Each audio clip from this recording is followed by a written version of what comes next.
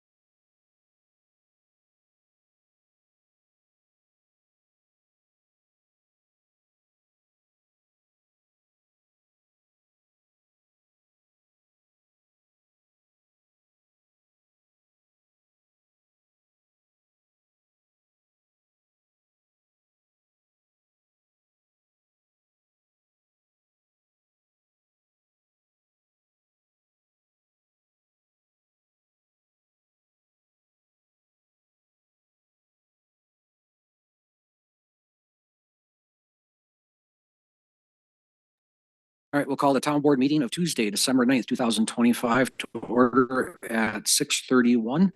And if everybody could please rise for the pledge.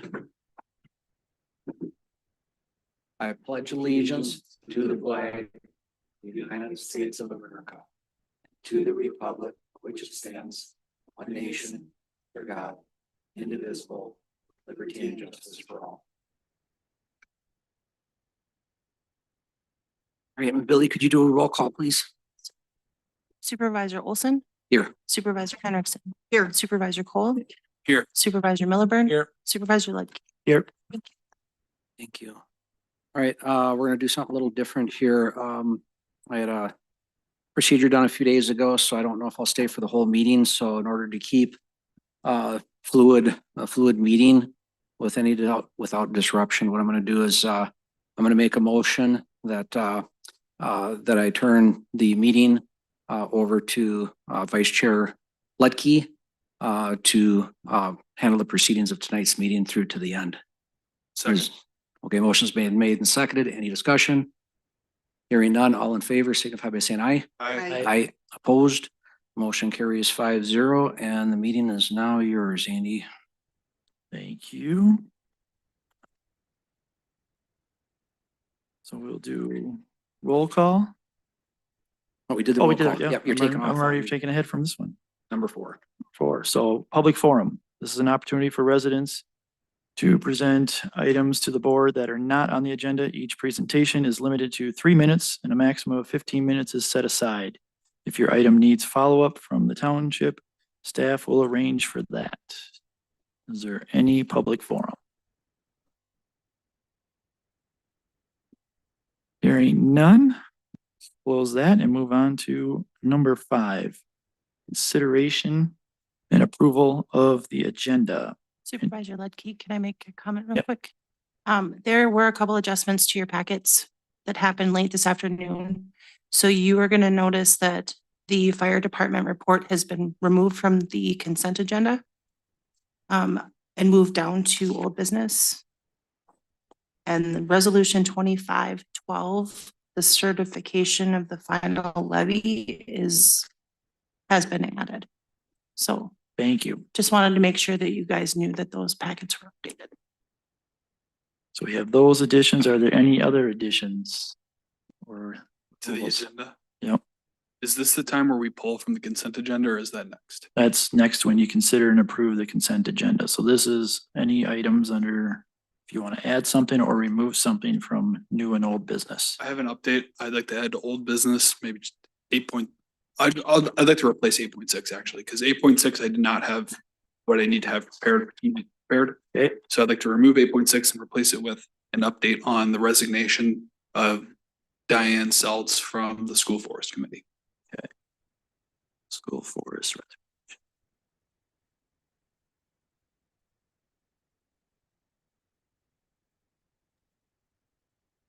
And while the board is going through the agenda, I'll just briefly note, there was the motion to have Vice Chair Ludke preside over the meeting today. Chairman Olson is still present, and while he is present at the meeting, he's indicated he might not stay the entirety of the time, but while he is present, he is still able to vote. It is just simply a delegation of the authority to preside over the meeting that was handed over to Vice Chair Ludke. Thank you, Mark. One last thing is while John, if possible, while John is here, I'd like to talk about the plowing. Is there a way we can bump that up? We could put that under new business right after. How about if I get to the point of where feel like I need to leave, I'll let you know and then we can Okay. maybe advance it at that point. Yep. My intent is to stay for the whole thing. So Okay. Yep. Cool. but we'll keep that So in mind. I'll just add that as we need to reshuffle here, so let's make sure it doesn't get missed. Okay. 8-7 snow plowing. Lisa, anything? No. It's on there what I want to talk about. So Bob?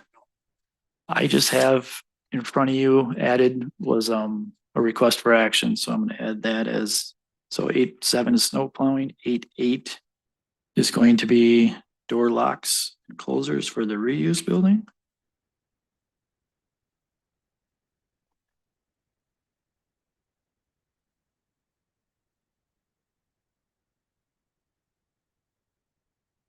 Any other items? Make a motion to approve the agenda with the suggested amendments. Second. Motion's been made and seconded to approve the agenda with the amendments as added. All in favor signify by saying aye. Aye. Aye. All right, now we are at number 6, consideration and approval of the consent agenda.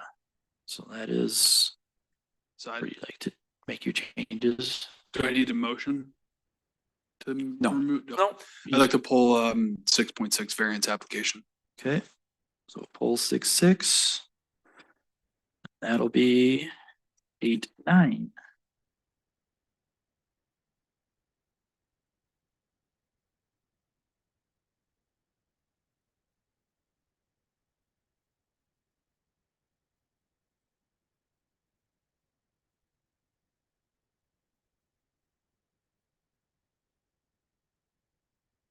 Anything else related to the consent agenda?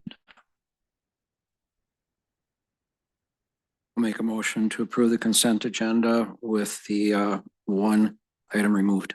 second, Motion's been made and seconded. Any discussion on the consent agenda? Hearing none, all in favor of approving the consent agenda? Aye. Aye. Motion passes 5-0. All right, on to new business. We have Rum River Consultants. Clerk Larson. Carrie is with us from Rum River to go over some of the proposals. We talked a little bit about this in the workshop earlier about them taking over some of our things, septic and the rental licensing, which we have an ordinance for, but we have not been doing anything with, and they have some ideas for us. So I will turn this over to Carrie so she can do her presentation. Gary, do we have you on the call? Yes, it would help if I turned my audio on. Welcome. Thank you for joining us. Thank you. Thank you very much. Good evening. And again, thank you for accommodating the virtual format with these wonderful winter storm conditions that we're under. Andy and I really appreciate the flexibility, and we're glad that we can move forward with this discussion. I thought Andy would be joining us. He might be having some I'm trying to get technological him issues, in. but- Yep, he's in right now. Oh, he is. Okay. He keeps dropping him and bringing him back in. Okay, fantastic. So we'll get him promoted here. There, he I should be in appreciate now. that. Excellent. Thank you so much. So my name is Carrie Levitsky, and I serve as the Senior Advisor for Government Relations with Rum River Consultants. And I'm now joined by our Chief Building Official and co-owner, Andy Schrader. I work closely with jurisdictions on all of our program support for the services that we provide. And that would include building code, rental licensing, code compliance, fire code administration, along with SSTS program administration as well. I also support our jurisdictions with fee schedule and ordinance maintenance and development. So much of my work centers around helping our communities create efficient programs that reduce administrative burden, simplify compliance for residents, and also provides clear and consistent processes for staff and property owners along with contractors. I was just going to introduce Andy, but I believe that he did drop off again. I apologize. I'm having some technical difficulties. I'm working through it. I just didn't want you to see my eyes wandering. I'm here. Nope, no problem. And he's here to answer any questions as well as we walk through these our presentation and the proposals. Rum River has been supporting Linwood Township for the past 5 years as your designated building official. And over the last several months, we've been working with staff and we've identified an opportunity to strengthen the township's subsurface sewage treatment system program. Portions of this MPCA regulated program are currently being handled by either city staff or town staff or Rum River, and other elements are not being administered or tracked consistently. So we're here to support that. I did want to walk you through with Vice Chair Lutke's permission, I'll try and keep it as brief as possible, a scope of what an SSTS administration program looks like under Minnesota rules and outline the components of that program. And our purpose tonight is to summarize what that program includes and then also discuss how Rum River can support Linwood with full administration moving forward. And if I'm able to present my screen. Should have permissions.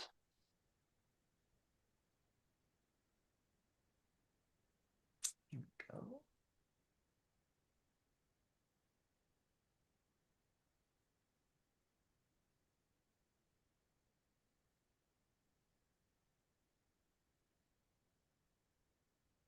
Okay.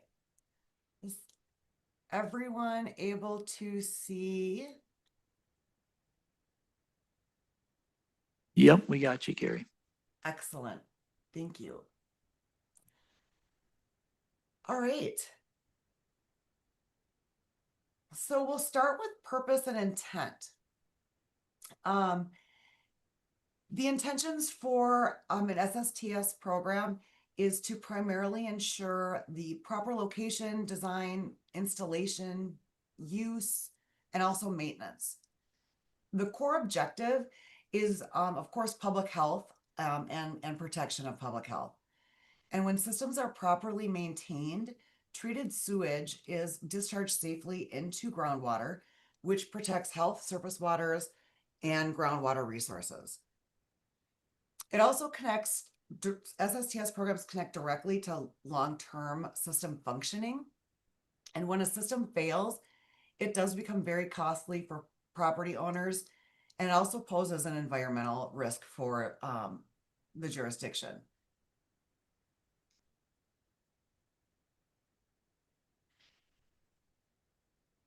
Okay. State versus local. The state of Minnesota sets the foundational requirements, which leads to how responsibilities are divided between the state and the local jurisdiction.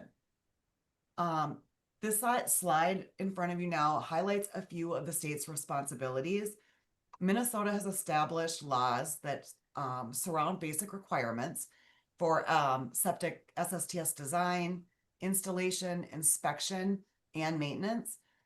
And they also are responsible for certifying professionals such as installers, maintainers, designers, inspectors, service providers, and so on. And they also do this in partnership with the University of Minnesota's on-site sewage treatment program. In some cases, homeowners can install their own system, but a design by a licensed individual is still required. And then, as you see here, the Minnesota Pollution Control Agency oversees those rules, and they also register approved SSTS products, including septic tanks and manufactured systems, such as proprietary products and drain field media. This slide here shows the Minnesota rules that is the regulatory structure for SSTS statewide. And this provides the minimum administrative procedures and strategies to ensure effective permitting and inspection of systems. A focus on Minnesota Rule 7082, which that provides the framework for local program requirements. And it also includes the chapters here that governs definitions, ordinance requirements, permit program, system management, inspection standards, and so on, along with compliance. These rules are what we used when we reviewed Linwood Township's current ordinance and SSTS program structure. Ultimately, the MPCA is responsible for reviewing current and proposed changes or amendments to local ordinances, and also ensure adequate protection of public health and the environment, along with whether or not the local administration is sufficient to ensure compliance. They also perform periodic audits of local programs. Andy has been through a couple and has found them to be very informative.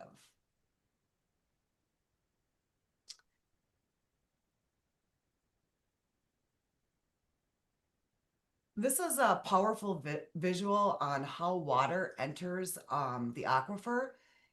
And in its most simplest terms, nothing should go in your septic tank that doesn't actually come out of you. Under state requirements, tanks must be assessed or emptied every 3 years by a licensed maintainer. And the purpose is to ensure that tanks are watertight, excuse me, and functioning as designed. Proper maintenance also helps to avoid costly future repairs and prevents the surface sewage or groundwater contamination. An important detail here too is that tank assessments look specifically at solids and liquid levels and whether the tank actually is watertight. So again, when it's properly administered and tracked, it will prevent premature drain field failure. So if those are the state requirements, what are the jurisdictions or local responsibilities? And for Linwood, that is to ensure that a program is in place to manage these components here that are displayed. Because you do manage your own SSTS program, experienced staff is responsible for the oversight of these 5 components shown here, which is the adoption, of course, of local requirements specific to Linwood Township. And we want to make sure that that aligns with best practice and also allow for local control. It does include reviewing ordinances every year. And that will ensure that, again, that aligns with current legislation and best practices. My understanding is that the last time Linwood's ordinance was reviewed was around 9 years ago in 2014. So we felt that it's definitely due for a review and amendment. We also, the township would also need to ensure that permits are administered, and part of that process is to perform a thorough plan review, site inspections of all new and replacement systems. We also need to ensure that the property owner maintains their system and ensure that non-compliant systems are remediated in an appropriate time frame. And then there's an annual report that is also needs to be filed with the MPCA. So a complete SSTS program includes all 5 of these components. And our approach is to evaluate which already exist and then also provide administration for remaining pieces if the township wants to go in that direction. Local ordinances are required to be at least as restrictive as state rules. So they have to address all areas identified in Rule 7082, which includes the permitting, management plans, remediation requirements, enforcement, and the like. Linwood Town's Code section, excuse me, Chapter 28, Article 2, and that's sections 2891 through 2897.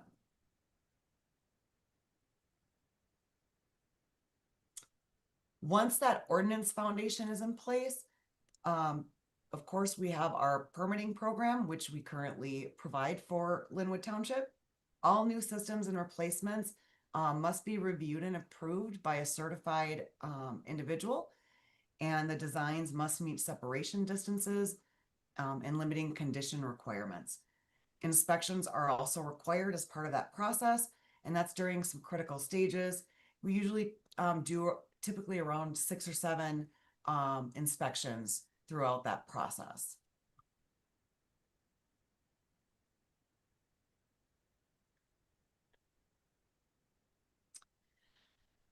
There's also compliance oversight, and compliance inspections are typically, or they're performed by a private inspection companies. They're typically performed at either point of sale, if someone's adding on a bedroom, and the purpose of that compliance inspection is to ensure, it's to verify 3 major things, which is the tank water tightness, that vertical separation to groundwater, and the overall system condition and function. Local government, meaning Linwood Township, must maintain those records of certificate of compliance, and along with that, notices of non-compliance. We currently provide some or partner with the ongoing oversight of this and assist with that enforcement and documentation. Another component of a solid SSTS program is maintenance, and maintenance really directly affects the long-term system function, and it's an extremely important component of your overall program. A maintenance program would track triennial assessments, pumping, and also providing reminders to property owners that are overdue for that. It would also ensure that maintainers are reporting and documenting compliance. It's very critical to protecting groundwater, preventing drain field failures, and also identifying non-compliant systems.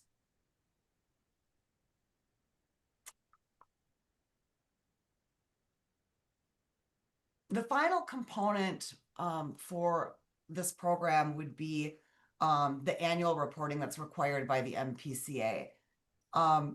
Every jurisdiction with an SSTS program must submit an annual report, and this would include counts of compliant, non-compliant systems, system types, tank manufacturers, system usage, a whole plethora of information that is reported to the MPCA. So it's very important that your program is tracking all of the information that's coming in and out that is related to specifically to your SSTS program. It also demonstrates to the state that the jurisdiction is complying with the oversight requirements. And we have in the past prepared reports, these reports for Linwood Township on your behalf. So we did provide a proposal to Ms. Larson, and I'm going to just come over back to my screen.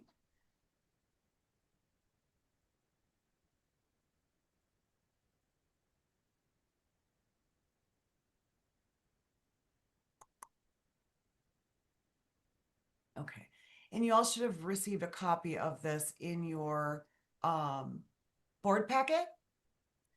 And the letter broke down those 5 components that I was just referred to and that we went over together, and along with the overview of the cost. So we're looking to the board to have a discussion on what direction you would like to go.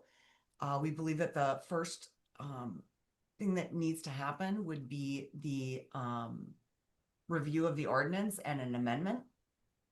And I'm just trying to figure out how to, since you have all of this in your packet, how to stop screen sharing.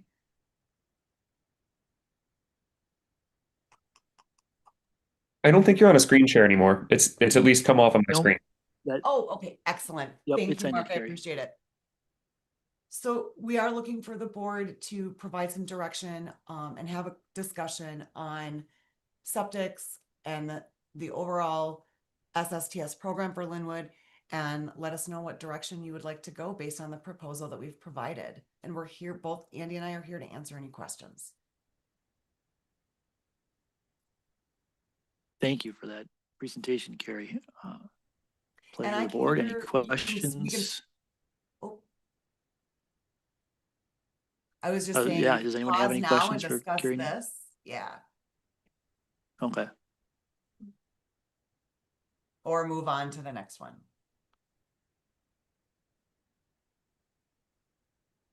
Well, let's move on. I'm getting a lot of Yep. a lot of head nods here. We're good to go. Excellent. So with the rental program, again, we provided all of that information right in your board packet, and we don't have as much of a formal presentation because you already have a rental program in place. So our proposal really outlines what the steps would be to revamp and revitalize again your current program. That would include some ordinance reviews and amendments. Again, it's my understanding it's been quite some time that Linwood Township has looked or even enforced this portion of your town code. And there's a few different areas that we would need to amend. That would be your Chapter 8, Article 5, which is your actual rental housing program. We're recommending a full repeal and replace, and that's going to support modern rental licensing practices. We would also review and provide some potential amendment language to the property maintenance code, which is Chapter 17. And then after those two ordinances, along with, of course, fee schedule ordinance, we would move forward with the implementation of that. That is would involve an outreach, mailing all of the potential rental property owners a letter that would indicate what the program is. We are able to identify all of the potential rental properties, and we do that through Anoka County and their classification of non-homestead. And we're able to pull all of that through GIS. That is the heavy workload piece of it. So there's the two components of getting those ordinances up to date and then the implementation of the program. It's my understanding with the current staff within Linwood Township that they are and have requested this proposal from us. Their involvement would be they would have access to all information, which would be on and through our software Baseline, no different than what they currently are used to with the permitting program. But Rum River would be administering the entire program, which would include renewal notifications, inspections, issuing the actual certificates, and everything that is involved with a rental licensing program. And that proposal also is before you tonight for your consideration. The last piece that we were going to discuss is the 2026 fee schedule. And it is a lot more simple than it appears to be. We did provide our recommendation. Tonight is just for discussion.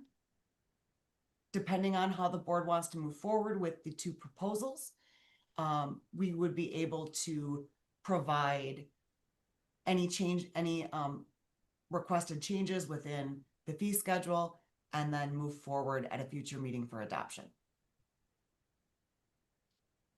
The main changes with the fee schedule that's in front of you now, as opposed to what you currently have that we helped with a couple years ago, is there was a major formatting change that took place. And much of that was to strengthen language within your fee ordinance. And that really helps and supports the fees that the town board approves related to the services that Rum River provides. I can take it and break down each subdivision. If you would like, I can go through it rather quickly. Please feel free to interrupt anytime you have a question. The main, again, that main component was to strengthen that, or reasoning was to strengthen the language. And we've also took a lot of feedback from permit applicants along with staff and in our jurisdictions and elected officials on just what it means, what should be in a fee schedule and how to follow it. Under subdivision 1, we have our FMT or fee multiplier table. That is right out of and mirrors the state of Minnesota's fee schedule, which is currently, I believe, incorporated into the township's fee schedule as well. Subdivision 2, that is a major change. We currently provide plumbing plan review, and in Linwood Township, we would, I believe, need, Annie, please correct me if I'm wrong, if we have the delegation for plumbing plan review for Linwood? I apologize for that delay. No, we do not. We do have the qualification, of course, with other jurisdictions, that certification. We have not yet enacted that in Linwood. Okay, so we would encourage the township to move in that direction, and that's for delegation for public facilities. And currently, if And Andy, you'd probably be able to explain a little better than I, and what types of businesses in Linwood it would potentially impact. Certainly. Thanks, Carrie. I can speak to that. So what this does is this comes up when you talk about new commercial plumbing or anything over 5 fixtures. As far as an addition or a remodel of a commercial building, 5 fixtures or more, or anything new that's commercial. That goes to the state of Minnesota by default, their division for plumbing plan review. Unfortunately, their workload now is to the point where they're 3+ months behind, and that's what really allowed us to see the opportunity to provide that service to our jurisdictions. So we do have a master plumber on staff. Joe is our master plumber. He's also certified in the septic installations and inspections, and so he's the one that we tap when on the commercial plan review. And we have that agreement in a number of cities. I don't remember right now the number, Carrie, if you do. 14, I believe. We've 14? got almost 25% of delegations throughout the state of Minnesota that. So it just really makes sense, on so many planes. Carrie, you can speak to the financial aspect, of course, but when it comes to the time frame and the turnaround, so whatever commercial activity Linwood would experience now and in the future, that's where this would come into play for, again, new plumbing and anything that's over 5 fixtures. Does that help? It does. Thank you very much. And it does provide, instead of that revenue going to the state of Minnesota, it does provide the additional revenue for Linwood Township. That would be the major change in subdivision 2 is in this past legislative session, the state of Minnesota adopted some amendments to that fee schedule that was currently set up differently. It was based on fixture units. And so Department of Labor and Industry and plumbing contractors got together and said, how can we make this process better? And the idea was born from why reinvent the wheel? Already through building, we have the fee multiplier table. Let's do a fee multiplier table for plumbing, because when it comes to applying for permits, the same individual with larger plumbing, commercial plumbing outfits, the individual that is bidding the job for the owner of the building isn't necessarily the one that's applying for that permit. And if they have to go back into that plan and start figuring out how many fixture units, that is complex for them to do. And so they wanted to simplify that application process. And from what came from legislation is subdivision 2 in the proposed ordinance. And that would be for all non-residential and multifamily. Subdivision 3 is the plumbing permit fees for structures regulated under Minnesota Residential Code. There's not any major change with that, aside from we have included basement finish. When a property owner pulls a permit that lives at the property where it's not a rental, and a contractor isn't performing the work, and it's associated with a building permit, such as that basement finish, it's going to be included now with that building permit instead of charging an additional $125. So that's a cost savings to property owners that elect to do their own work. We also combined in past fee schedules, we had all of those different types of plumbing permits listed individually. And to simplify that, we put them all in the 2 rows, and that would be on page 2 of the fee schedule. And I can share screen if it's easier to track where I'm at on that schedule. But those last 2 rows is whether or not it's an or and an and there's a price break. So a lot of homeowners elect to put in a water heater and a conditioning system at the same time, or an irrigation backflow preventer, or other minor work that's performed. And as long as the work is installed and inspected simultaneously, we're allowing that price break of instead of $125 for each permit, it's $185 for a combined permit. So again, there's a cost savings on that subdivision as well. Subdivision 4, mechanical for residential, it's modeled similarly to the plumbing, where we have the basement finish, and as long as the owner's performing the work, that's also included in the with the building permit. And again, with those appliances, furnace, air conditioners, fireplaces, when they are being installed at the same time, it would be that price break of $185.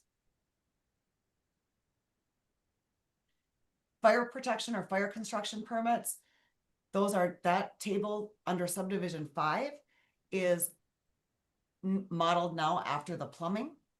So it is the same fee multiplier table as the non-residential and multifamily plumbing. Subdivision 6, which is the plan review fees. This is one of the only fee increases that we're proposing. And that is, if we have $125 minimum permit, that a plan review is required, 65% of 125 is $81.25. So we are proposing for residential $81.25 as a minimum plan review and $150 for non-residential or multifamily. I will note permits that are obtained from permit applicants that don't fall into any other category that's identified within the fee schedule would fall under this, and it is not common. And typically it's those miscellaneous permits that we're reviewing and that are required by law to pull. And there's a lot of work that typically will go into those because they are those one-off permits that don't fall under the most common categories already identified within that fee schedule. Other changes to that area really just mirror state fees and state statute requirements or Minnesota administrative rule requirements. Following down the page on page 5 is subdivision 7. This is a brand new section in your fee schedule. And this is based on a brand new statute that was just passed this last legislative session. It's Minnesota Statute 326B.154. And because the state of Minnesota adopted requirements for industrialized modular or prefabricated buildings, we need to incorporate a fee schedule to go with those permits that are required. We've modeled, again, the fee schedule that we're proposing is the same fee schedule as the state of Minnesota, which most, from my conversations with and networking with other jurisdictions, many are doing the same, going through that same process of just mirroring what the state is doing for those fee schedules. And that helps contractors when applying for permits. It provides consistency throughout the state, which is helpful for contractors as well. Subdivision 8 is also a new section that we are proposing. Excuse me. The building valuation data table that we currently use is not part of the fee schedule. We are proposing that it becomes part of your fee schedule. We have not changed fees, and we're not proposing to change, or excuse me, the valuation per square foot. And we're not proposing to change that. And we haven't changed it, at least since I've been an employee of Rum River, which was early in 2022. So it's been at a minimum of 4 years. Andy, I don't know if you don't remember offhand the last time. I don't either, but you sound close. Yes. Okay. And so what we're doing is we're providing transparency. And we tracked a bill this last legislative session, that if it would have been approved and moved forward through committee, it could have had a substantial impact on how local jurisdictions set up their fee schedule and enact their own ordinances as it relates to permit fees. It did not, it didn't make it through past committee, the first committee actually, and Andy and I attended that virtually. And I will say, I believe, because a lot of the conversation surrounding that bill that was being introduced was related to value per square foot. And I believe, and in my conversations with a lot of the professionals, Department of Labor and Industry, that by being even more transparent and incorporating that value data table for residential into the fee ordinance is, again, an added protection for the township and all jurisdictions if they are threatened with any sort of litigation, which in the last few years, there has been a few, Dayton, Corcoran, I think are the most recent jurisdictions. So we believe that this is an important table to include in your fee ordinance. Subdivision 9 is kind of the all other permits area and services. And there wasn't too many changes that we're proposing. Again, trying to provide as much cost savings that we can because fees need to be commensurate with the service provided. We have set maximum permit amounts, which I've not, in all the years I've been working either with or for jurisdictions, I've never seen that. We are trying to cap out basement finishes, decks, and accessory structures so that those larger projects, people, the trend nowadays, for instance, for decks, property owners love their outdoor spaces. They spend a lot of time, especially in nice Minnesota summers, within those spaces. And big wraparound decks, elaborate 2-3 story decks that are quite large in size. And when valued at square foot, it has caused recently some very large permit fees. And the permits for decks that are over $1,000 are not commensurate with the service provided. So we are recommending that maximum fee of $675, and that includes plan review.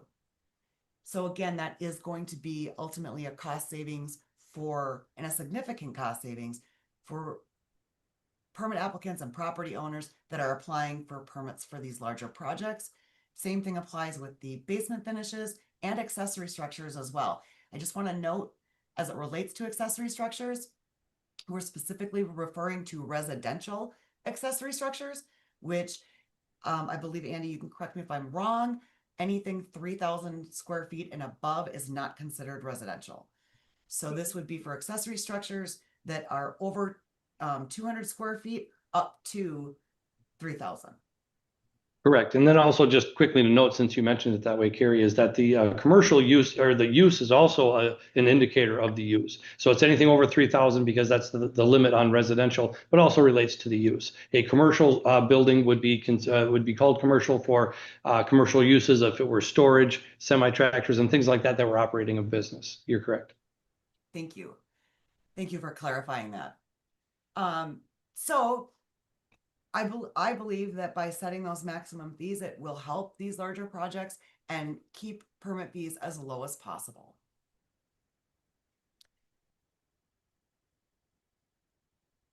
We are suggesting, I'm just scrolling down so I can give you the page number. On page 8, the last row on that under subdivision 9 other permits and fees is a technology fee. And that includes the contractor license verification fee. And then also that cost of a portion of Rum River's cost for baseline. And that's a per permit. And Andy, I'm gonna pass the torch to you to explain that a little bit deeper, take a deeper dive into that fee we're recommending. I apologize. I'm continuing to have some technical challenges here. Can you back up just a few sentences? Yes, absolutely. I was referring to the technology fee and explaining the, in the past, there was a $5 contractor license verification fee that is allowed by state statute. We're incorporating that into one technology fee, which deals with the digital processing of the permits. And I had just set and baseline and Rum River's cost of that. And I had asked if you wouldn't mind taking a little deeper dive into that. Certainly. So thank you for that. So that fee is paid directly to Baseline for the permitting needs of the project itself. I guess I don't know how much more to elaborate on that, other than the fact that it is a fee that is associated with the processing through the application, as well as the review, payment of fees, scheduling of inspections. All of that is automated through Baseline. Thank you. I appreciate that.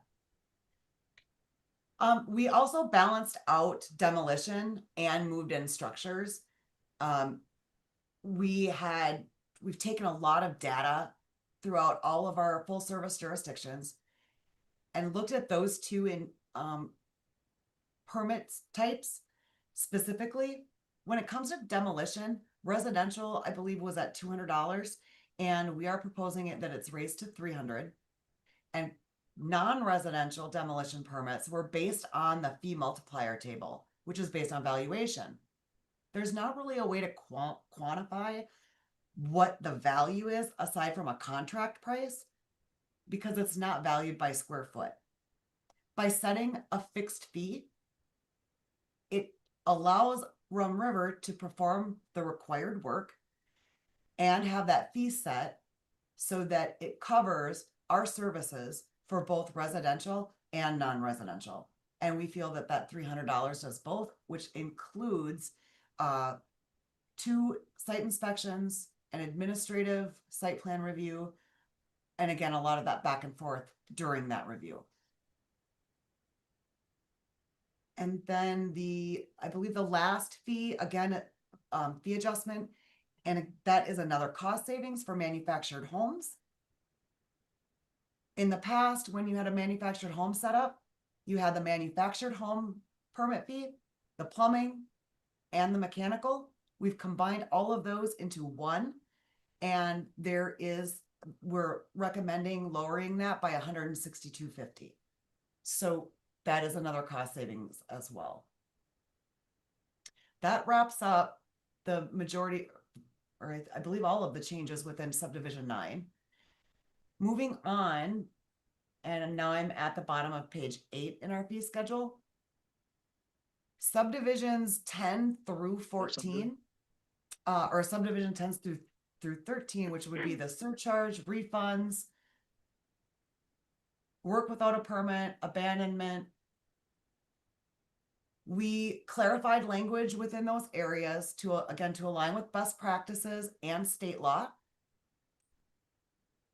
We took the subdivision 14, which is the cost for the SSTS permits.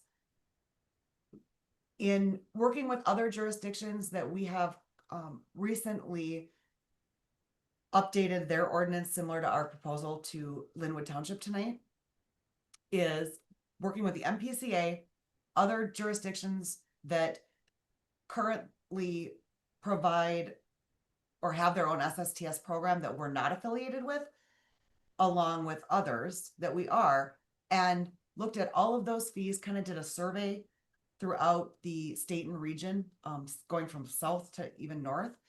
And these fees that we're proposing for SSTS are right in line, not the highest, not the lowest. For instance, Ham Lake is extremely low.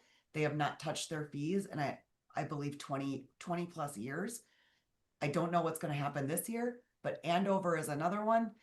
They're looking at completely redoing most of their fees where they're on that lower side of this septic. But then you've got like Washington County, which is extremely high.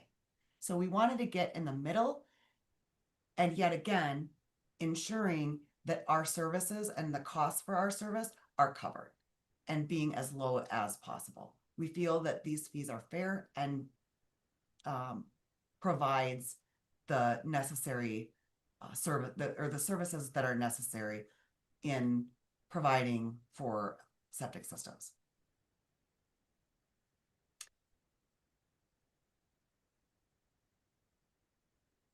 We did include, if the board would like to move forward with our rental licensing administration proposal, we did include the rental licensing fees that we would be proposing. Currently, I believe we have 4 or 5 other jurisdictions that we administer rental licensing for, and this is the same fee table that they have adopted as well. And this is very in line with most jurisdictions that have a rental licensing program. I did speak with Ms. Larson regarding Rum River taking over driveway permits. We had been asked in the past by previous administration what that could look like. And at that time, they were not interested in us doing those driveway permits. And at this point with staff and the need is there again. And so I have included that under subdivision 16 zoning permits. That concludes a very brief, and again, there was a lot of detail that was included in your board packet with the information surrounding our recommendation for the 2026 fee schedule, along with the 2 proposals that are before you tonight. Thank you, Carrie. That was very detailed the way you laid that out. I really appreciate that. But I also want to take a breath because these subjects are in front of Carrie and I all day, every day. We live and breathe this stuff. So it's not unlikely, even after that detailed presentation, I have some questions. And I really like to explain the why behind the what, so people can understand the reasoning behind this. So Supervisor Lutke and others, please, if you have any questions, we're here to help. No, thank you. Thank you very much for that. Is there any questions for Rum River? For the manufactured homes, you talked about a combined deal, but then up above, I seen where it was $125 to look at something. It was section 7. So I was wondering, does that include driving time also? The driving time is related to moved in structures. And so that situation is, I live in Linwood Township.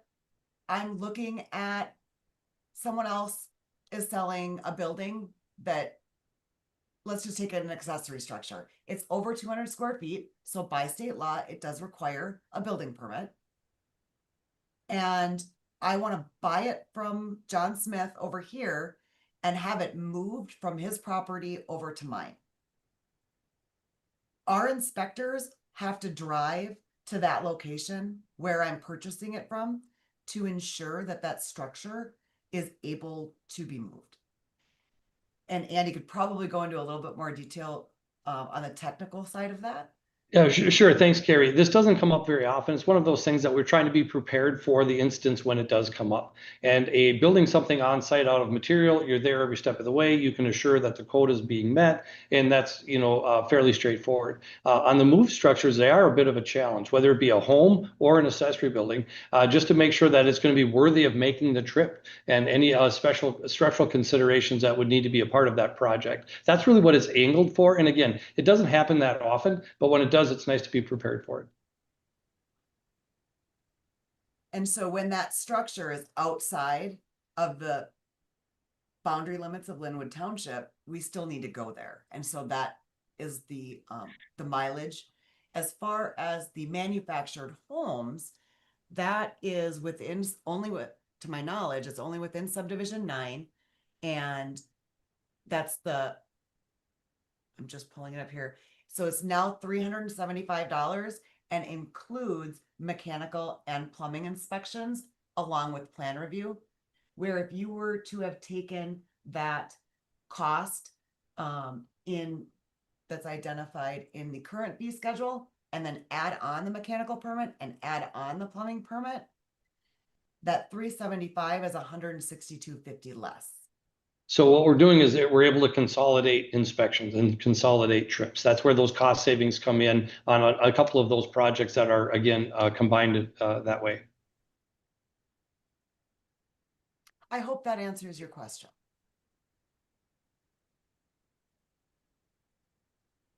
Any other questions? Supervisor Cole? Forgive my ignorance here, but so we're talking about proposals to revise ordinances and amend fee schedules. Isn't this, and this might be a question for the board, but isn't this the responsibility of our planning and zoning committee? I could The board maybe answer would that have the question for ultimate, I you. mean, it would have to go to public hearing and they can speak to it more, but yeah, I mean, it wouldn't happen tonight by just a motion. So that's my question is like, are we contracting out a responsibility that our planning and zoning committee would normally take care of? No, not in my belief. No, because P and Z wouldn't do their fees. Yeah. And they basically work off of the state fees, so Okay. planning and zoning wouldn't do that.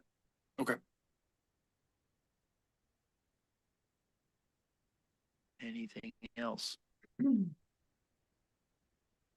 What's the board's pleasure? We want a workshop, you want more time to review a workshop, some of this?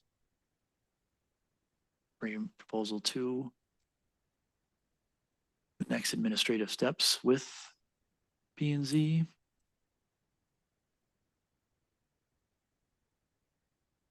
We could bring it I have back, a quick question. give you if time I in may. between to reach out and we'll work with Rum River, ask them direct questions if you want in the next interim, whatever. I'd like to avoid any kind of vote tonight, but other than that, I'd like to do some research on this. Lisa?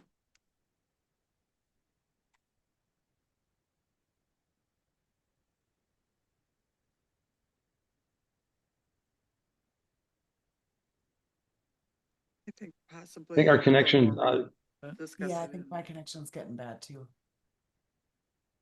Yeah, so, and Bob, what did you? Same thing. We'll just look at it, chew on it a little bit more. So the consensus here is the board would like to use the opportunity to reach out to you guys, ask questions, follow up with some of the proposed changes and amendments. Question I have on driveways, is that something that can be turned on fairly quick? If you took on that aspect of this modularly, or just in terms of being able to supplement those requirements, if we took on the driveway inspections, how soon could you start with those? Carrie, would you like to address that as far as availability, or I could as well? I think you have a better handle on the staffing and what that would take, but I'll say we would need to have the fee schedule adjusted, or if you wanted to maintain the current fee structure, our bill would come through at a higher amount. As far as actual. Understood, staff- yeah, it'd be the hourly rate right now. Right, but as far as staff availability, we work in a number of cities in and around Pine City, or excuse me, Anoka County, as well as surrounding counties and jurisdictions. So our staff availability is able at any time. We're in the area regularly. Okay.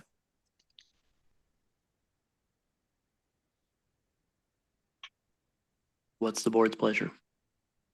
Can we table this until the next meeting? Motion to table this until the next meeting?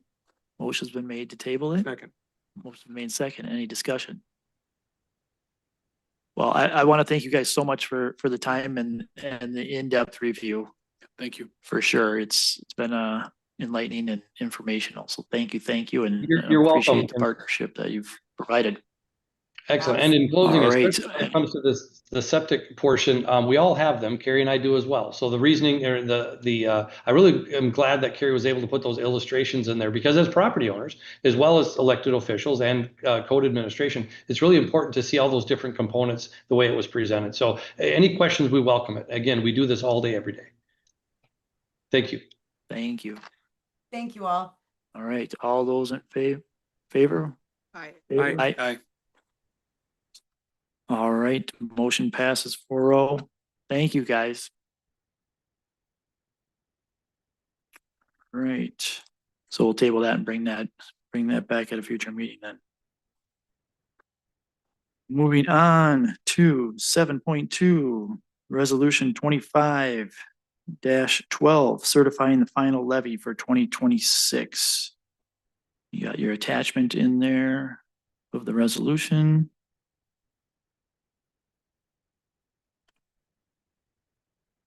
Anybody have anything on that? With that, then entertain a motion. Motion to approve the resolution 2025-12 certifying the final levy for 2026. I'll second it. Motion's been moved and seconded. Cole and Millerburn. Discussion. Hearing none. All in favor signify by saying aye. Aye. Motion passes. All right. Next.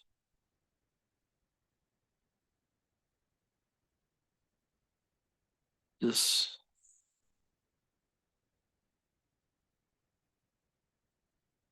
This one not on the packet, the contract. Do you have this request for action? No, Well, the I'm sheriff's on contract's page in here. 55, but it's not on the It's not on agenda. the agenda. What's- Oh, it is Did on we- 8.3. It's in there, but they got pushed. Oh, because the other ones didn't have, okay, gotcha. Gotcha. So we were at 8.1. Township staffing discussion. So just and maybe this plays into some of the other topics coming before, but looking at the recycling center with some of the proposals and looking at budgeting and stuff, looking at Supervisor Hendricks and I were looking at board direction on terms of moving forward with developing a part-time position of what we or where we can do for staffing back there. So we bring something forward to the next meeting in terms of what that looks like. In talking with some of the volunteers, whether that's a pool of part-time employees and looking at what the staffing hours really are needed back there or what. Just looking for general discussion or direction from the board on recycling and recycling hours.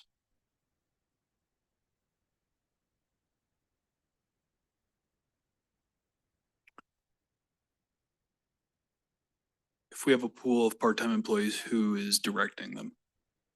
That's part of the general discussion as well in terms of I mean, it would take a new job document. That's what we'd bring forth as a job description, and that would lay out all of that.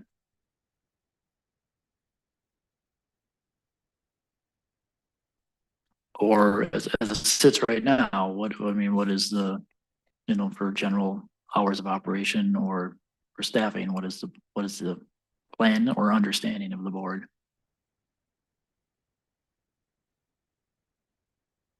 Supervisor Olson. So me personally, I know we approved a long time ago, at least one position to work at least 30 hours a week or up to 30 hours a week. As I understand, I don't think that person is actually working the full 30. So I would say, to serve the immediate need, if that person's working 15 hours and we've already approved the 30 hours for the budget, I would say at a minimum, we should be able to hire a second person at 15, and then maybe as we move through our 26 budget, then we can figure out if any of those are going to be FTEs or more hours. Maybe we have a couple of them at 30. But I would say that I don't want to hold up recycling and filling a position or getting some help back there. So that's why I say that. I think since we've already proved it, we can at least move that far immediately and allow the supervisors to move forward with hiring somebody. I know there is an application in already and that person does volunteer back there now and has worked back there before, so Super. would be nice to. I think that sounds good. Would one more person at 15 hours be enough to help with the immediate short-term need, or do we need more than that? It'd be some help. Immediately, I'd say we need probably more Yeah. in the sense of, like you said, and understanding really what the direction or like we go through the budget, what the program is gonna sustain with the budget and where it's at. Reviewing our contract, we had a conversation with Anoka County a couple weeks ago. We have one set up for early January or mid-January with staff in terms of our overall report and contractual stuff in terms of the SCORE grants and things like that. So that'll start peeling back some of the barriers and looking at what's really needed and where we can go for possibly expanding, doing whatever else can be done back there with operations. This person who applied, did they say how many hours they were wanting? She wants to be part-time. She didn't mention how many hours.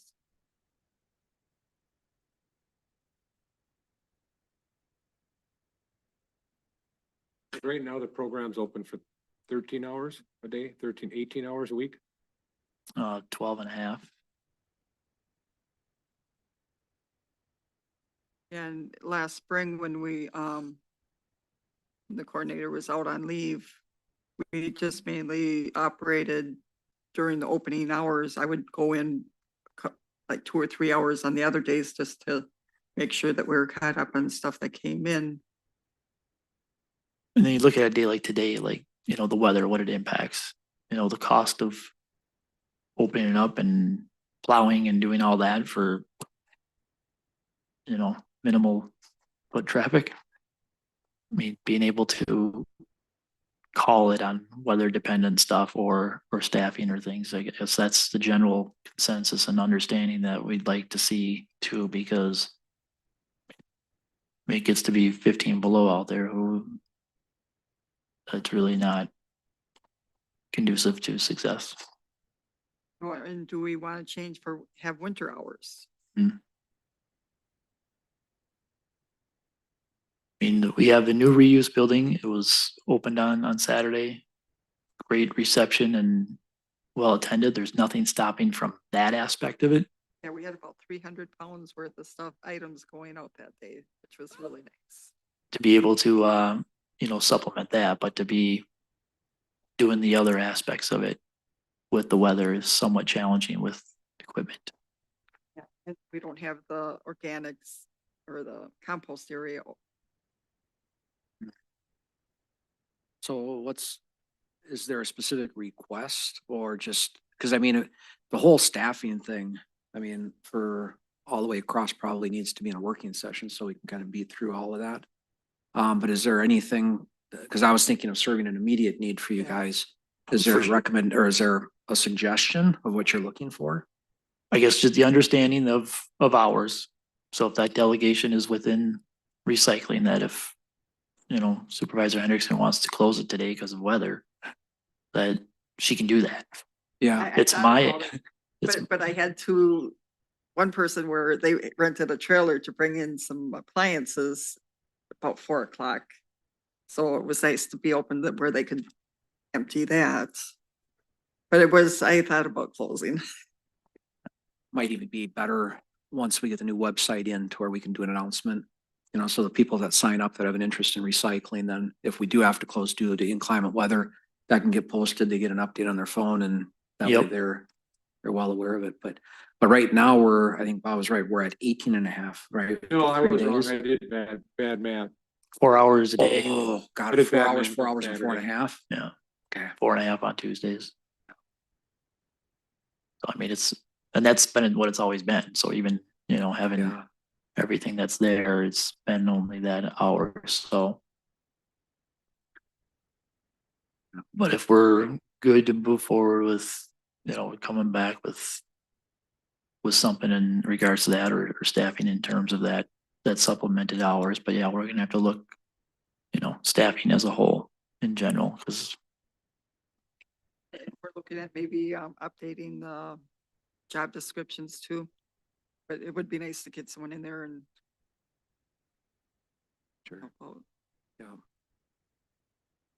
Well, that probably would be a good one to get rewritten pretty fast then, if we're gonna hire. But like I said, I would hate to see anything held up. I don't want you guys sitting back there short-staffed either. So I would say if you want to move forward with the hiring of somebody, I would. I mean, if you're looking for a consensus, I would say move forward. If you're looking for a vote, I'll make a motion on it, but I'll second it if you're looking for a motion. I don't think you can wait. No, we'll go with that direction, because like you said, we do have to do the job description as well. And that's part of the overall plan, but then looking at staffing as well, but then also understanding that I'm in full support of her closing when the wind is blowing at 40 miles an hour. And there's snow on the ground and everything coming in back there like it was today. So Do we need to motion to formalize that either of you can close the recycling center due to inclement weather? Mark, I think anybody can make a decision like that. can they? Why not?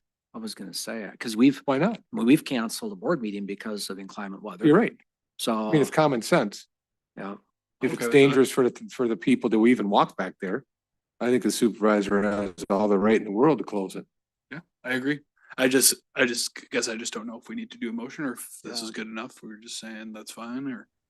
Motion doesn't hurt on their Sooner or determination. later, we have to give supervisors. Yeah, it might be overkill.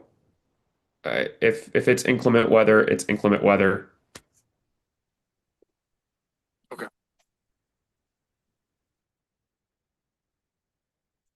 all right, we'll move forward with that then, if that's the general consensus.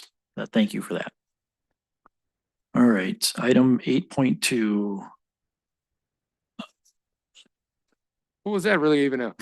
He said he would. consensus. Kind of a Because the board, cockamamie motion. the board previously approved the Okay. hours, so budget wise, you're good. So item 8.2, unemployment claim. Mark? You have that. Yep. So we can talk about Information. this a little bit. As everybody is well aware, Paul from the recycling center had an opportunity to rescind his resignation on November 26th. He did not.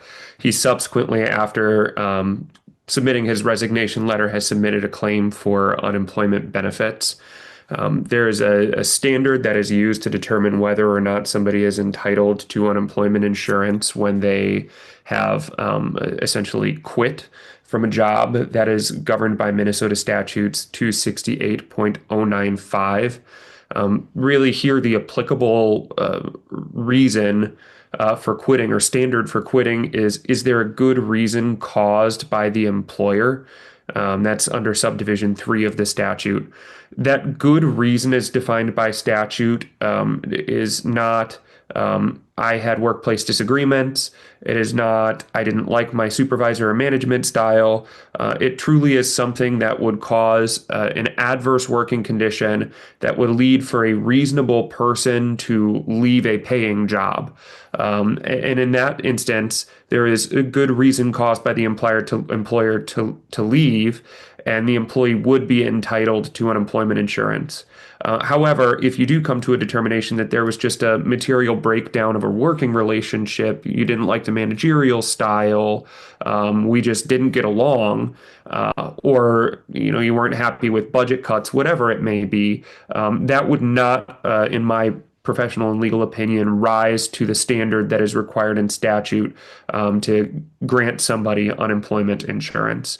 And so, in short, I'll turn it over to the board for conversation after giving you the standard. But you all have had the opportunity to review Mr. Duth's emails that he had exchanged. The board had openly spoken about those with his permission. And also you had probably about an hour and a half, almost 2 hours of speaking with Mr. Duth himself at the November 25th meeting. And so the inquiry that I would turn over to the board in making its determination on whether or not you believe the unemployment insurance request should be granted or not is there anything any tangible instances that you can walk away with and say, I believe that there was harassment or a hostile work environment that warrants the granting of unemployment insurance. There is a form that is required by the Minnesota, by the state for unemployment insurance. Ms. Larson has supplied that form for me for my review. If either way that you all come down, what I would request is that there is a motion that is made that would allow Ms. Larson and I to coordinate and fill out that form on behalf of the township. Ms. Larson can tune you into the exact deadline, but I do think it is coming up at the mid to late December for when we need to respond to the state. But it would just be my professional and legal opinion after review of the record that I do not see anything that rises to the standard in Minnesota Statute 268.095 that causes a good reason caused by the employer for Mr. Duth to quit. But with that, I'll turn it over to the board for conversation. It is ultimately your decision. I'm also free for any questions. Is there a correction on the board? Did you want to speak first? Mark answered my question. Oh, okay. I was gonna ask if he thought that if he had seen anything that rose past disagreements with the supervisor, and he said in his professional legal opinion, no. That is correct. Yeah, I mean, my comment was gonna be that Supervisor Millerburn made either one of his motions. If I felt that there was significant reason that there was something done wrong on the part of the township, I would have sided with Supervisor Millerburn on that vote, and I didn't. So, I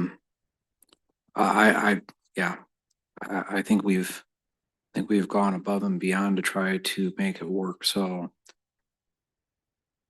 I can't see where I would support just approving those benefits. So, And if nobody's gonna speak, I'm gonna make a motion then.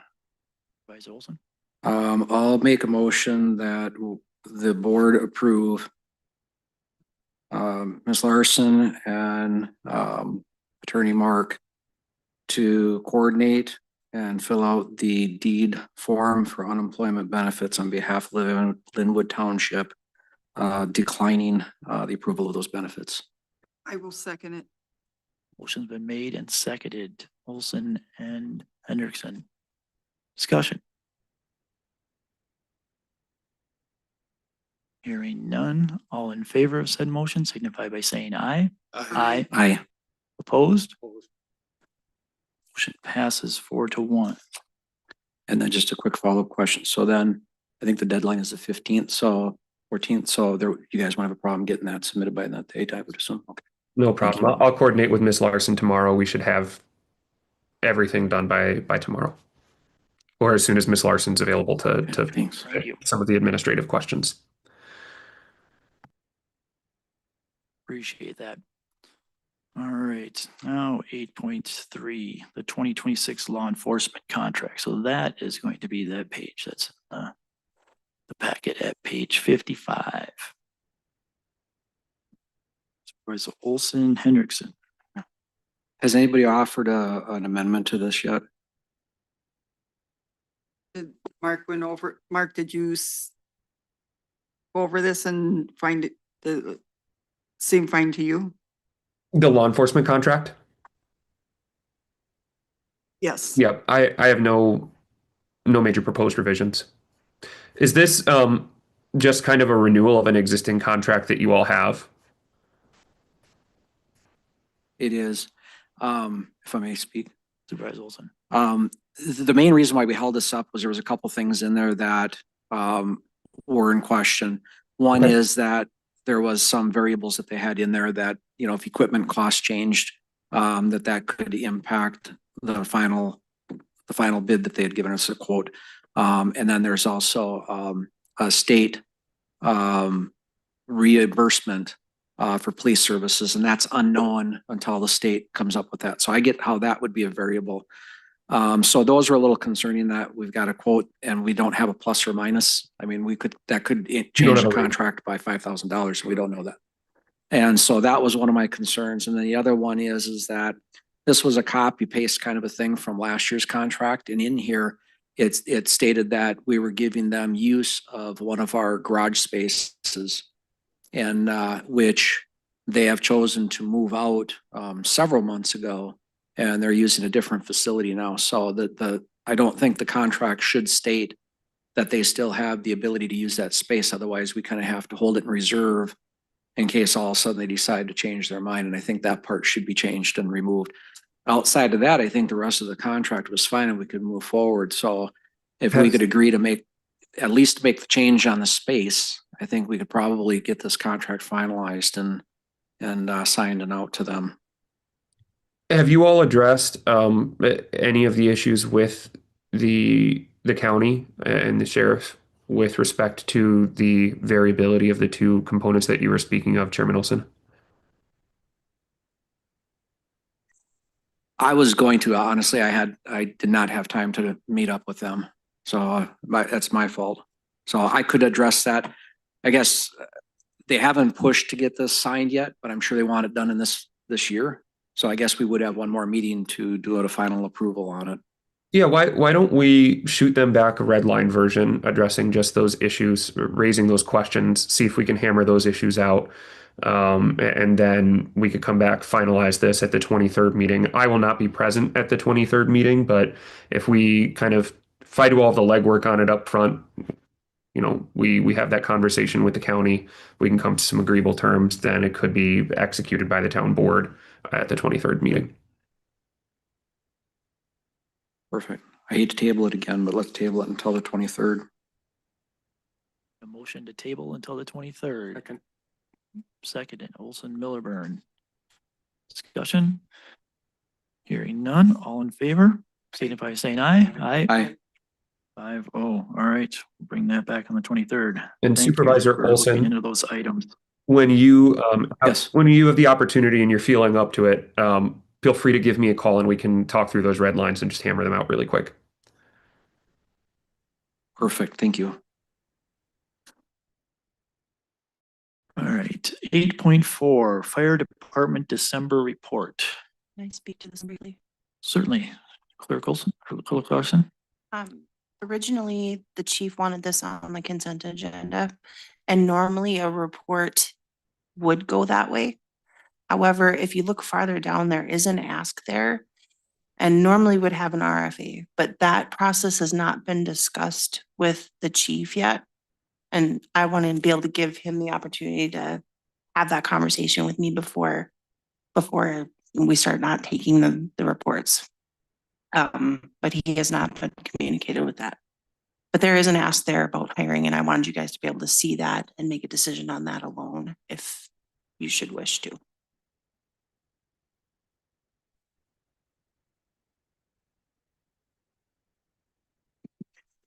So this is an open position then? That they're hiring for? Does anybody know?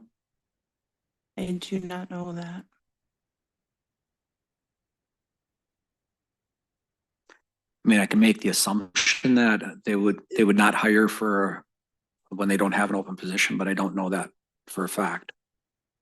So I think it's kind of hard to make a motion to go ahead and approve the hiring process without knowing that Do you there's a place in Wanna budget. Go back and talk with chief, or how do you? So there is the process. We met with him before. Hmm. And that is in process. So there will be. Okay. Got it. So this isn't anticipated.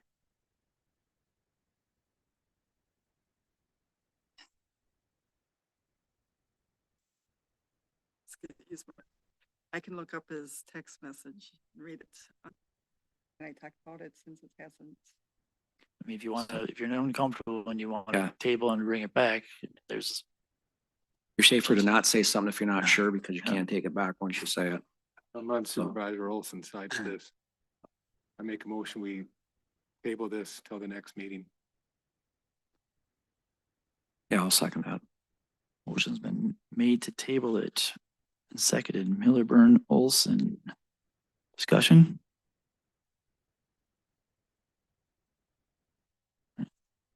All those in favor signify by saying aye. Aye. Aye. All right, bring that back to the next one. Lisa, you'll get with him and figure, okay. Looks like some congratulations are in order. I think we already moved on to 8.5. Oh, did we? I think congratulations are in Yes. order to Andy Yep. Ludke for his 19 years of dedicated service, it says right here. 19 years. As well as firefighters Rob Anderson for 18 years and Bob Gore for 29. So Yes, you're not the most, but they are, those are, some great company to be in that they, Mr. Gore's been there, he's well experienced. And, Mr. Anderson came on about my time too, so we've been doing a lot together, so congratulations to them. Way to call them out, Sam.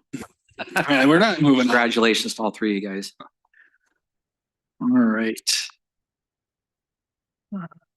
Moving on then, we are at 8.5, backup plow driver pay rate adjustment.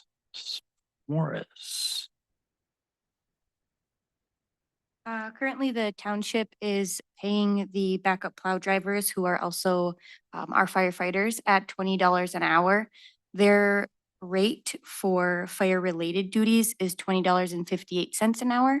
So it is recommended that the board increase their rate to $20.58 for the backup plow driving, just to make sure that there's consistency and reduce the risk of any administrative errors or complexity during payroll processing. Make a motion to raise the rate for backup plow drivers to $20.58 an hour. Second. Motion's been made and seconded. Millerburn, Cole, discussion, Supervisor Olson. So there's two parts in here. So a backup plow driver that does not have a CDL was at 20. I have no issue with them going to 2058 because the only reason why there was a difference was because their pay rate was for a fire department or fireman was actually less before. So that's why it was that way. But I don't have an issue with that. But what about the CDL? Because we had two different pay rates. If you didn't have a CDL, it was at 20, and if you had a CDL, it was at 20 at 3. So I It's just want to make recommended that the CDL stay the same. okay. I'll make that motion. we're Matt. just- okay, perfect. Then I'll let you do two of them. So right now we're voting on The the 2058. Okay, so. So yeah, the recommendation is that there, we're gonna split it then, come back with a second sentence, okay, so. All in favor of said motion signify by saying aye, Aye. opposed, I'll abstain. So. All right, so then CDL discussion, Make a motion to pay the CDL qualified operators $23.58 an hour. Second. 58. Yep.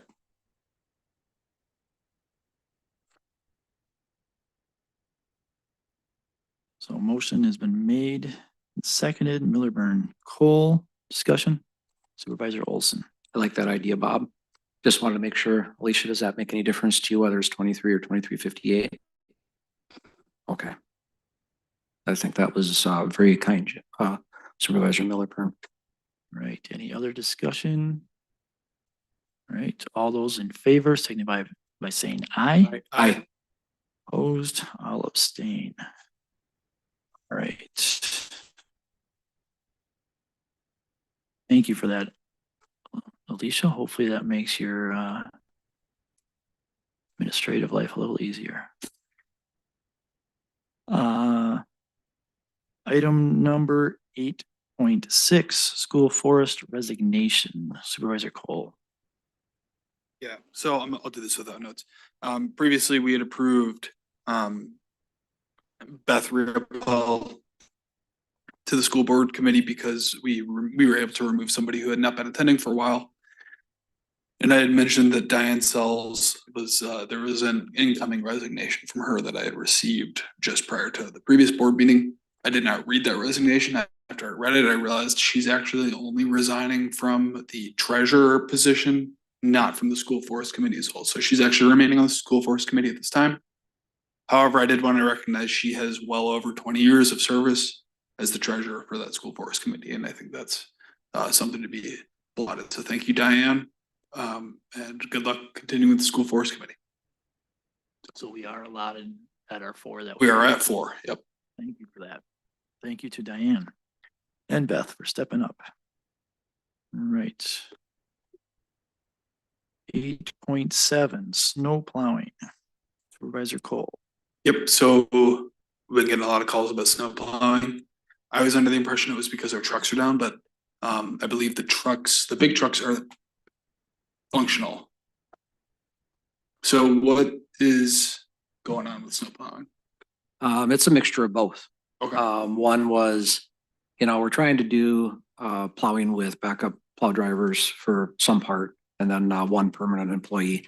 So getting that scheduled because everybody's got real jobs, is a little bit more challenging. And that one snowstorm, we had to put the trucks out earlier, but the prediction that was that the snow was going to stop by 1, and it just happened to be that we got another 2.5 inches after 1 o'clock. So that's why to some people it may have appeared that roads had not been plowed, but they had. But anyway, the other thing is, if you read our snowplow policy, some of the complaints, as I understand it, was from gravel roads. Our snowplow policy is very clear and says that we will not drop a blade on gravel roads until they've been frozen. And there was absolutely 0 frost in the ground on that one snowfall. So what we did do was there was a couple areas that needed some attention. So we backdrated them, so that we wouldn't tear up the road. But there's a safety issue with doing that too. But we did clean up a little bit of spots there. As far as equipment itself, the 2 smaller plow trucks, one ended up with a bad battery, so that couldn't be used. Now that's been rectified. The other plow truck, we used it for the first 2 snowstorms. And when they started doing cleanup on Monday, a hose broke or something, or fitting let loose. So it was losing hydraulic fluid. And so that truck, that 1 ton, had to come out of service, happened to be coming out of service before we got the battery fixed in the other truck. So, and then interestingly enough, it's time that we have to recycle some of our equipment, because even though the plow was down, somebody had opened the door, and when they closed the door on the 1 ton, the mirror fell off the side of the door. So I think that's an indication that we're beyond where we need to start looking at replacing some equipment. But that took, so basically for now 8 days, we've had, well, I guess the battery got put in the other one here a couple of days ago, but the 1 ton's been down now for 8 days. So there's always equipment issues going on and stuff, but that's an explanation of what happened there. And then, like I said, it's just a staffing issue. We got to work through that. That's why I think having a working session on staffing overall, not just for recycling, is past due. So then I guess what can residents expect like tonight and next few days? Well, now that we've gotten enough cold weather, there is frost now into the ground on the roads. So at a minimum, we use belly blades on the gravel roads. Blacktop, they'll all get plowed out. We've already got drivers set up for the big trucks and stuff to go out, so they'll be salting, and both of those are experienced. They've been doing it for a couple years for us. So I would expect that to be done as normal now. Okay. Yep. Those are my questions. Supervisor Miliband. I think the supervisor of roads needs the power where if a truck goes down, he can call Boyer Truck and get a new truck. Not to buy it, and I'm not saying he needs to buy it, but I believe that those trucks are just as important as them fancy red ones across the street. So if I have to make the motion to give the supervisor for road and bridge permission to rent trucks in emergency situations without coming to the board, he has to do that. Because again, that truck, Sam's road, Lisa's road, Andy's road, everybody's road here is just as important. So if the road's not plowed and the fancy red trucks can't get that down it, well, that does just as much damage as not even rolling the red truck. So I think he needs permission. If a truck goes down, he makes a phone call. He has a new one, whether it's a rental, whether it's a lease, whatever it is. to successfully do his job. So the ladies at the front desk don't get bombarded by phone calls. So I will make that motion. Second. I don't know how you're gonna write it up, but that's my motion. So motion's been made and seconded, Miller Burn Cole for authorizing road and bridge supervisor to continue operations with equipment. Perfect, perfect. That's, can't get any better than that. I would like to exceed that one-time purchase authorization, right? If it costs more than, The 1,500 or 25 or two, yeah. they're so authorized to exceed that to rent a truck too. to maintain operations beyond the spend authority. All right, discussion? We did that for the fire department years ago because the fire department can't wait for a board meeting. If a pumper goes down, I swear to God, they have a new pumper in the parking lot within 12 hours. I think road and bridge is just as important to maintain the roads for the trucks to get down it. So Thank you guys for that. Thanks. All right, any other discussion? Hearing none, all in favor signify by saying aye. I, Aye. Yeah, I think that too, and whether it plays into having the overall equipment plan needs to be looked at too. I mean, I don't wanna oversimplify it that it was just a bad battery. It took 8 days. There was the cabling had completely gone and it took the repair to get into where that was at. And I can say our equipment is well past its prime. That truck we're talking about with a bad battery is a 40-year-old truck. it was a new truck before you were around, Sam. It was a really nice truck back then. So it's, even in that state, it's nothing that's, obviously Supervisor Ohl can speak to it more, but that one's really a backup to a backup. I mean, that one's on property. It's not really going across town with anything because of just the sight lines of it and the safety aspect of it. And then the one that we do have it's old too, and mirrors are falling off. I think we truly need to get back to looking at that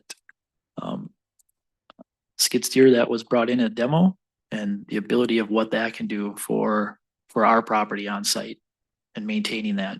The fact that you have to have a resident come in with a lawn tractor today to plow out recycling doesn't make any sense to me. We have that equipment. Anybody just that'd be more safe for the. Yep, absolutely.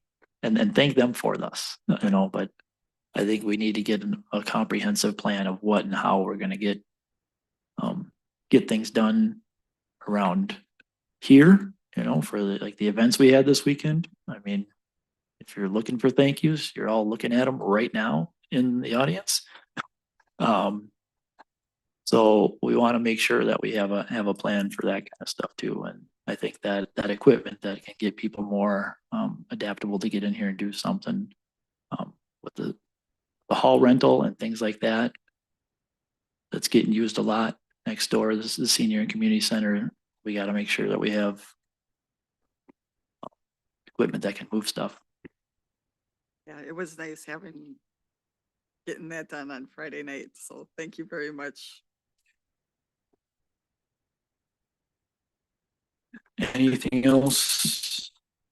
Snow plowing? Good. All right, moving on, 8.8, door locks and closers. That is that addition in front of you. So speak to this quick. Our security update with the building back there that we approved with the security company in doing the reconstruction of that and the audit of that. Essentially, the locks that are on back there are the incorrect locks. They don't provide security in the sense that you can bypass what we're trying to accomplish by locking and securing our buildings. With those keypads being able to access volunteers with codes and get in and stuff, and then have the warming house be open at its open hours during the day. Essentially, you know, once they're open, the doors don't lock. So even having the auto locks and the system in place to do what it needs to do, the doors don't lock because they don't have the right passage hardware on there. Essentially, the door locks from the latch, the electronic latch, but the handle is still unlocked and you can walk right in. So, and we've experienced that recently, which, you know, someone went in there because it wasn't locked after hours. So getting these in place and then the closers in place, obviously it's a warming house. So, and kids get excited, they go out and play hockey and the door stays open and we're heating the outside. So we can get, you know, and then with the new reuse building as well. So this is the hardware company that is doing the strike locks for electronic companies. So when they're on site, they could do the pre-work and do that. In addition to this, they're, you know, they put it in as an option, but it's something to consider is currently we have no less than 7 keys to access all these buildings. Yeah, the one key I needed was not where it normally was, and I said, And I'll then- jack up. It's happened over time. Obviously, the town does something, and doesn't think collectively as a whole to what and how to get it comprehensively in place. And that recommendation is to get the patent lock and keys. So those aren't duplicatable. We can make a copy. I mean, and then they're also able to be keyed through the other buildings as well, to where even there you can have one master for all and still get a master for that building, a master for that building. So if someone doesn't need access to one building or the other, but with going to the keypad system, it's so much cleaner and easier that I don't think we need to do that level of stuff with mechanical locks and keys, but to get something that's just one universal one would start phasing it towards a good plan. And then the, you know, out of that, the building fund would support what it is, and then we'd be able to, if supplement out with the recycling grant for the portion of the recycling doors, if whatever's left over when later this week when we submit those receipts.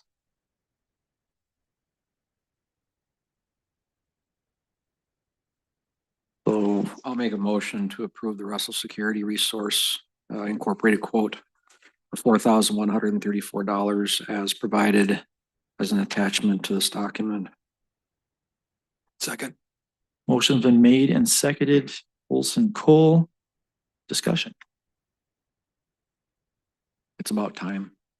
That's my comment. It's about time. Well, my comment is this, thank you, because yes, this has been one of the challenges, just getting things streamlined back there. So as we phase this through, now they will have a master for us to be able to move forward as we phase projects in on the other facilities. So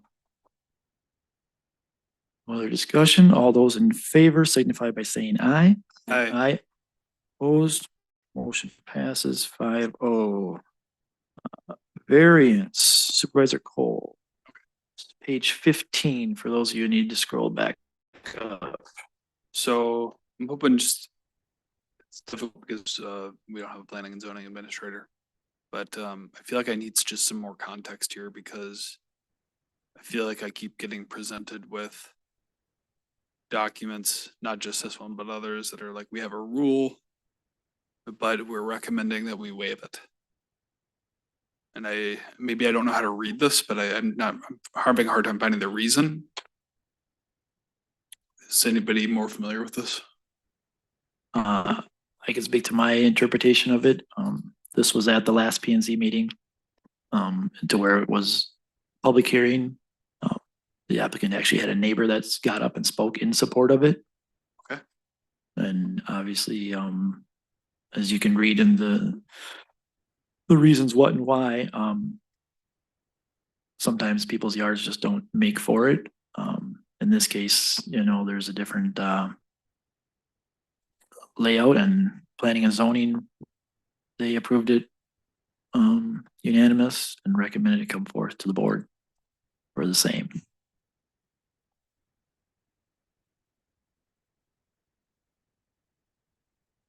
So they've reached out to the neighbors. Direct notice goes out for the public hearing Mhm. to everybody within a certain amount of feet around the property. And one showed up and they were in support of it. Yeah, Supervisor Cole, I think just to speak to it a little bit, this is very similar to any other zoning request for zoning action that you would take. There's the public hearing requirement noticing all property owners within 350 feet. They would have had the opportunity to come in. I'm not privy to what happened. I guess I have the information just in the packet as to what happened at that November 19th meeting. My only question is, so this was heard by, the public hearing was November 8th, 2025? November 18th, is that correct? That is correct. And they've made the recommendation to the board, and the board is now making its determination based upon the recommendation of the planning commission? Correct. Okay. I do know that an extension letter was sent out Yeah. because Of the this 60 meeting days. was falling just outside of that deadline. Very good. And that, Yeah, so that's, okay, that's where I'm getting I was at. just gonna say, okay. Yep. Yeah, Um, we've identified making sure, getting a standard in place for P and Z public hearings, at which meeting they return to the town board based on 60-day notice, and extensions are granted if needed, but also looking at applicant deadlines for the notices to when they come in, so. Okay, very good. And I know we're kind of flying without a zoning administrator right now, so I'll just kind of give you guys the very quick and dirty recap of processing these. When you get a request for zoning action, be that an IUP application, CUP application, a variance request, whatever it may be, you have to determine if it is complete within 15 days. If it is determined to be incomplete, you need to send a written rejection letter detailing why it is incomplete to the applicant. And then from the date of receipt, must completely process, so not just that public hearing held by the Planning Commission, but you need to make your ruling and determination as a town board on whatever that application is. You do always have that ability that's carved out in Minnesota statute 1599, like you all have done here, to extend it out to 120 days. You need only give a reason why you are extending it. It does not need to be incredibly detailed. It does not need to be, there's little scrutiny on what that reason is. You get to pick the reason, you get to extend it. Just make sure it is written and sent to the applicant that you're extending it with prior to the expiration of those 60 days. But here, I think, just to get back to kind of the meat and potatoes of what we're dealing with here, is if you go to page, and maybe this might clarify it just a little bit for you, Supervisor Cole. If you go to the draft findings of fact on page 17, it walks through what's called the practical difficulty standard for approving the variance. And this is the standard that the Planning Commission would have evaluated with all of the public input. And in making its finding, the Planning Commission still was in recommendation of granting the variance. It seems here like this is a relatively small variance, right? It's 600, is it 600 square feet? Yeah. Yeah.